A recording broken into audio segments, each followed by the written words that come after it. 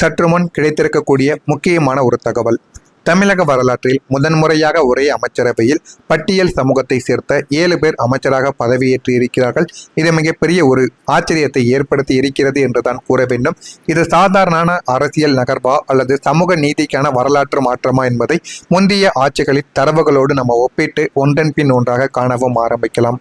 தமிழக அரசியல் வரலாற்றில் இதுவரை கண்டிராத ஒரு புதிய சமூக புரட்சியை அண்மையில் நேற்று மே 21, 2026 நடைபெற்ற அமைச்சரவை விரிவாக்கத்தின் மூலம் முதலமைச்சர் சி ஜோசப் விஜய் நிகழ்த்தி இருக்கிறார். 33 பேர் கொண்ட தற்போதைய அமைச்சரவையில் பட்டியல் சமூகத்தை சேர்ந்த 7 பேருக்கு அமைச்சர் பதவிகள் வழங்கப்பட்டும் இருக்கிறது.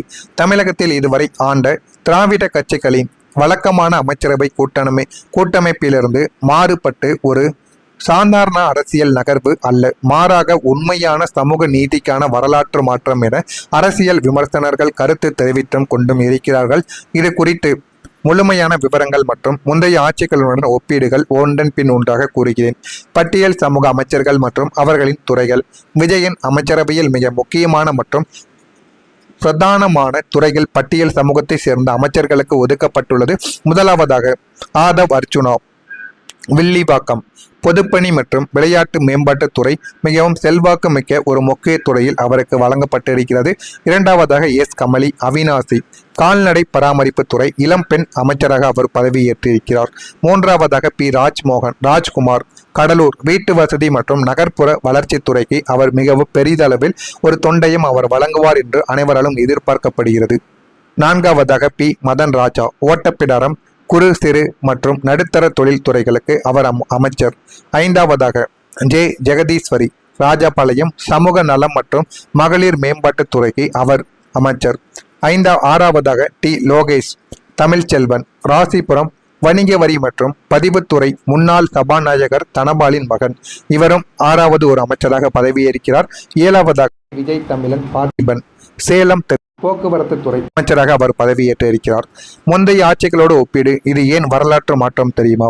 தமிழகத்தை கடந்த 50 ஆண்டுகளுக்கு மேலாக ஆண்ட திமுக மற்றும் அதிமுக ஆட்சிகளில் பட்டியல் சமூகத்தினருக்கு அமைச்சரவையில் பிரதிநிதித்துவம் வழங்கப்பட்டாலும் அவை சில குறிப்பிட்ட எல்லைகளுக்குள்ளேயே வைக்கப்பட்டிருக்கும். ஆனால் இது மிக பெரிய அளவில் ஒரு மாற்றத்தை கொண்டு வரும் என்று அனைவராலும் எதிர்பார்க்கவும் பட்டு கொண்டிருக்கிறது. இது சாதாரணமான அரசியல் நகர்வா அல்லது சமூக நீதியா என்று பார்த்தால் விமர்சகர்களின் கூற்றுப்படி இது வெறும் தேர்தலுக்கான தற்காலிக அரசியல் கணக்கு அல்ல. தாவேகா தனது கொள்கை நடத்தியிலேயே அதிகார பகிர்வு மற்றும் சமூக நீதியை முன்னிறுத்தி கொண்டுதான் இருக்கிறது.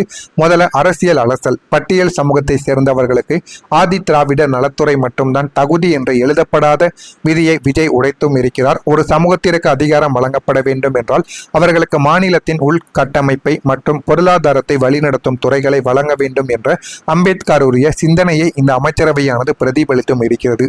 மக்கள் மத்தியில் இதற்கு கிடைத்துள்ள வரவேற்பு எப்படி தெரியுமா இருக்கிறது? முதலமைச்சர் விஜயின் இந்த அதிரடி முடிவு தமிழகத்தின் பெரும்பான்மையினான எளிய மக்கள் மற்றும் நடுநிலையாளர்கள் மத்தியில் மிகப்பெரிய ஒரு பாராட்டை பெற்று தந்துள்ளது.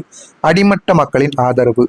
சாமானிய குடும்பங்களை சேர்ந்த முதல் முறை சட்டமன்ற உறுப்பினர்களாக வென்ற பட்டியல் சமூக இளைஞர்களுக்கும் பெண்களுக்கும் கேபினட் அந்தஸ்து வழங்கப்பட்டிருப்பது ஒடுக்கப்பட்ட மக்களின் மத்தியில் தாவேகா அரசு மீது பெரும் ஒரு நம்பிக்கையை விதைத்தும் இருக்கிறது. திராவிட கட்சிகளுக்கு சவால். நாங்கள் தான் சமூக நீதியின் காவலர்கள் என்று கூறி வந்த பாரம்பரிய கட்சிகளுக்கு விஜய் தனது செயலின் மூலம் ஒரு தத்துவார்த்த மற்றும் நிர்வாக ரீதியான சவாலை விடுத்தும் இருக்கிறார். இது தாவேகாவின் அரசியல் எதிர்காலத்தை மிக வலுவானதாக மாற்றம் ஒரு என எதிர்பார்க்கவும் படுகிறது. தமிழக வெற்றி கழகத்தின் புதிய அமைச்சரவை பதவியேற்பு மற்றும் அமைச்சர்களுக்கு ஒதுக்கப்பட்டுள்ள துறைகள் குறித்து முழுமையான நேரடி ஒளிபரப்பு தகவல்களை இனிமேல் நீங்கள் தெரிந்து கொள்ள வேண்டும் என்றால் நம்முடைய சேனலை சப்ஸ்கிரைப் செய்து வைத்துக் கொள்ளுங்கள். அப்பொழுதுதான் நம்ம தொடர்ந்து பதிவிடும் வீடியோக்கள் அனைத்தும் தொடர்ந்து உங்களுக்கு நோட்டிபிகேஷனாக வந்து கொண்டே தாங்க இருக்கும். மறக்காம நம்முடைய சேனலை ஒரே ஒரு சப்ஸ்கிரைப் மற்றும் செய்து வைத்துக் கொள்ளுங்கள். அப்பொழுதுதான் நம்ம தொடர்ந்து பதிவிடும் வீடியோக்கள் அனைத்தும் தொடர்ந்து உங்களுக்கு வந்து கொண்டே இருக்கும். நன்றி, வணக்கம்.